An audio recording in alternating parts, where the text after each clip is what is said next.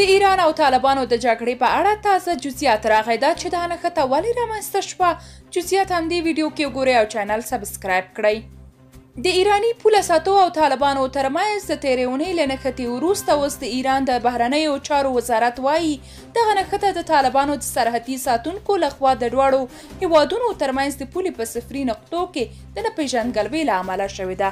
د ایران د بهرنیو چارو د وزارت وایان سعید خطیبزاده د دوشنبې په ورځ خبریالانو ته وویل چې د ایران او افغانستان په پوله کې چې څه پېښ شوي د طالبانو د حکومت د نویو پوله ساتونکو د ناخبرۍ له امله د دواړو هیوادونو ترمنځ په پوله کې سیمې دي. خطیبزاده زیاته کړه له افغانستان سره په ځینو پولو کې موږ په ځینو ځایونو کې دیوالونه او د قاچاق وړونکو د ننوتلو مخنیوي لپاره خنډونه جوړ کړي. ځینې دا خنډونه او دیوالونه په سومترې کې د ایران دننه ایښودل شوي دي.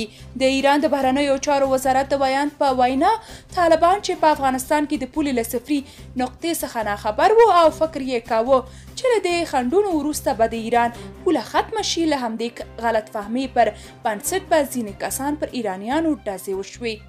هغه یادونه وکړه چې د دواړو لورو یې هڅه کوي چې دا موضوع د پوهېدو وړ ټکي ته ورسوي. د طالبانو او ایراني سرحدي ځواکونو ترمنځ له نښتو وروسته چې په ترڅ کې یو شمېر امنیتي پوستې طالبانو نیولي د طالبانو په مشرۍ حکومت ویلي هڅه کوي د نورو نښتو مخه ونیسي. د خطیبزاده په وینا طالبان اوسمهال د پولې له صفري نقطې سره اشنا دي او د ډول پیښو د مخنیوي لپاره دواړه لوري د مستقیم اړیکو له لارې اړیکې نیسي. د یادونې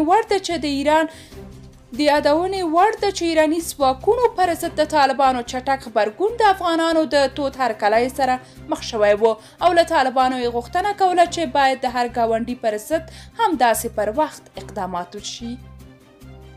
درنو لیدونکو تاسو که د دې موضوع په اړه څه نظر لرئ نو نظریات مو کومنټ کې ولیکئ او چینل سبسکرایب کړئ.